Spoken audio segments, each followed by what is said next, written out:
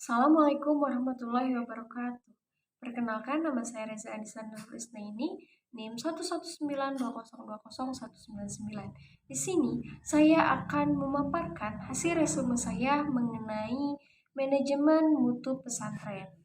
Sebelumnya, kita harus mengetahui dulu arti dari manajemen itu sendiri. Nah, manajemen itu berasal dari kata manage, yang mana memiliki arti mengatur, mengelola, menata, atau mengendalikan. Dalam Kamus Besar Bahasa Indonesia, manajemen dapat diartikan sebagai penggunaan sumber daya secara efektif untuk mencapai sasaran.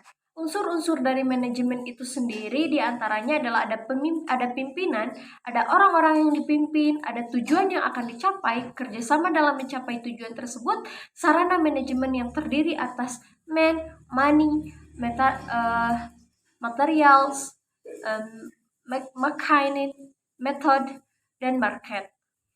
Nah, kemudian yang kedua, kita harus mengetahui dulu apa itu arti mutu. Nah, dalam Kamus Besar Bahasa Indonesia mendefinisikan mutu sebagai ukuran baik buruk suatu benda. Sedangkan menurut Peraturan Pemerintahan Nomor 19 Tahun 2015 tentang Standar Nasional Mutu Pendidikan mengucu pada input, proses, dan hasil pendidikan. Input pendidikan itu merupakan sumber daya manusia dan non-manusia yang harus ada dan tersedia karena dibutuhkan untuk berlangsungnya suatu proses pendidikan. Nah, di mana proses pendidikan ini berkaitan dengan proses dalam pengambilan keputusan, proses pengelolaan kelembagaan, proses pengelolaan program, proses pelaksanaan pembelajaran, dan proses monitoring dan evaluasi. Adapun yang menjadi hasil pendidikan itu berupa output dan outcome. Nah, nilai output ini mengacu pada kinerja sekolah dan peserta didik yang tinggi dalam bidang akademik dan non-akademik. Prestasi akademik berupa hasil tes, kemampuan akademik, dan untuk prestasi non-akademik misalnya dalam cabang olahraga, seni, dan keterampilan tertentu. Nah, kinerja sekolah dapat dilihat dari akuntabilitas yang dimiliki dan kondisi yang kondusif untuk pembelajaran seperti suasana disiplin, keakraban, saling menghormati, kebersihan, dan sebagainya. Sedangkan outcome dinyatakan dalam presentasi lulusan yang terserap di dunia kerja, memiliki gaji wajar atau sesuai, dan semua pihak mengakui kehebatan lulusan serta merasa puas dengan kompetensi yang dimiliki oleh lulusannya itu sendiri.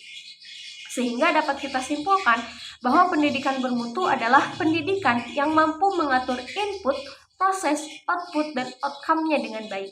Lalu bagaimana sih konsep pendidikan itu? Menurut Baranata dalam buku Amiruddin, pendidikan adalah usaha sadar dan terencana, baik langsung maupun tidak langsung untuk membantu peserta didik dalam berkembangnya untuk mencapai kedewasaan. Nah, adapun menurut Undang-Undang tentang Sisdiknas, pendidikan merupakan sebagai usaha sadar dan terencana untuk mewujudkan suasana belajar dan proses pembelajaran agar peserta didik secara aktif mengembangkan potensi dirinya untuk memiliki kekuatan spiritual keagamaan, pengendalian diri, kepribadian, kecerdasan, akhlak mulia, serta keterampilan yang diperlukan dirinya, masyarakat, bangsa, baik itu bangsa maupun negara. Kemudian mengenai manajemen mutu pendidikan. Menurut Purnama, manajemen mutu pendidikan merupakan sistem terstruktur dengan serangkaian alat, teknik, dan filosofi desain untuk menciptakan budaya lembaga pendidikan yang fokus terhadap stakeholder, melibatkan partisipasi aktif dari guru dan staf dan perhatian kualitas yang berkesinambungan yang menunjang tercapainya kepuasan stakeholder secara terus-menerus. Secara lebih komprehensif, konsep manajemen mutu pendidikan untuk mengimplementasikan mutu dalam sebuah lembaga pendidikan itu dibutuhkan 9 fundamental qualities strategis yang meliputi: pertama, pendidikan harus terus-menerus. Yang kedua, perbaikan sedikit demi sedikit. Yang ketiga, perubahan kultur. Yang keempat, adanya organisasi terbaik. Yang kelima, menjaga hubungan dengan stakeholder. Yang keenam, menjadikan kolega sebagai stakeholder. Yang ketujuh, mensosialisasikan program kepada stakeholder. Dan yang kedelapan, profesionalisme. Dan yang kesembilan adalah fokus pada stakeholder dan meningkatkan mutu pembelajaran. Nah, kemudian mengenai pendidikan pesantren. Seperti yang kita ketahui bahwa pondok pesantren itu merupakan lembaga keagamaan yang mana memberikan pendidikan dan pengajaran serta mengembangkan dan menyebarkan ilmu agama Islam. Nah, adapun nilai-nilai yang dikembangkan dalam pendidikan pesantren ini meliputi yang pertama ada memiliki kebijakan menurut ajaran Islam. Yang kedua memiliki kebebasan yang terpimpin, yang ketiga berkemampuan mengatur diri sendiri, yang keempat memiliki rasa kebersamaan yang tinggi, yang kelima menghormati orang lain dan guru, yang keenam cinta kepada ilmu, yang ketujuh mandiri, kedelapan kesederhanaan. Nah, kemudian ada konsep manajemen mutu pendidikan berbasis pesantren.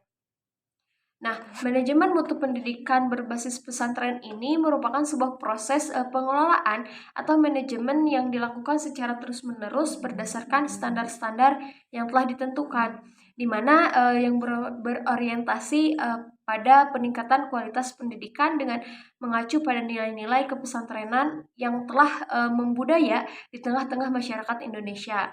Di antaranya dengan menggunakan alat, teknik, dan filosofi untuk menciptakan budaya mutu dan fokus terhadap kepuasan stakeholder, di mana manajemen mutu pendidikan berbasis pesantren ini menyinergikan atas semua fungsi-fungsi manajemen berdasarkan konsep mutu, kerjasama tim, produktivitas, dan juga kepuasan stakeholder sehingga lembaga tersebut mampu dikelola secara efektif dan efisien dengan mengedepankan asas keadilan, keterbukaan, dan musyawarah dalam mewujudkan pendidikan yang bermutu tersebut. Sebuah lembaga pendidikan berbasis pesantren dapat dikatakan bermutu apabila memenuhi syarat-syarat, diantaranya yang pertama, pengembangan dan perbaikan kurikulum yang mengakomodasi tuntutan-tuntutan sistemik dan tautan sosiologis stakeholder dengan pendekatan pada nilai-nilai pesantrenan.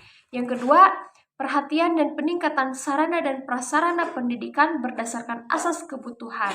Yang ketiga, sistem evaluasi yang mana dilakukan hendaknya menekankan pada aspek aplikatif bukan hanya bersifat kognitif dan hafalan semata dengan prinsip-prinsip integralitas, komunitas, dan objektivitas secara berkeadilan.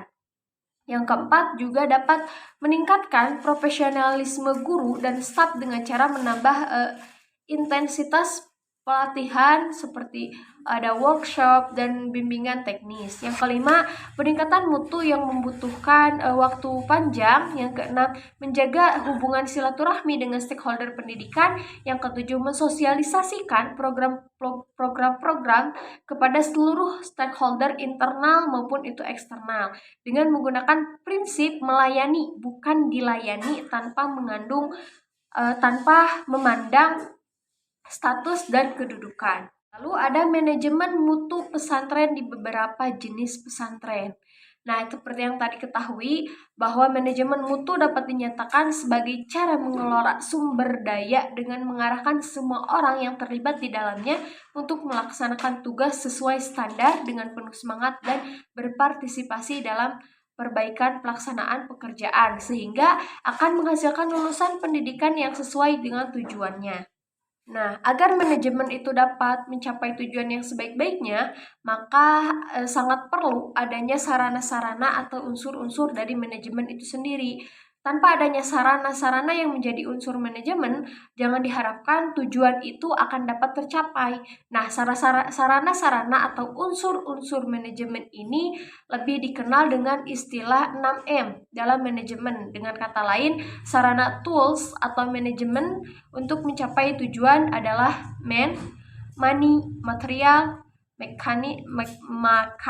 method, and market.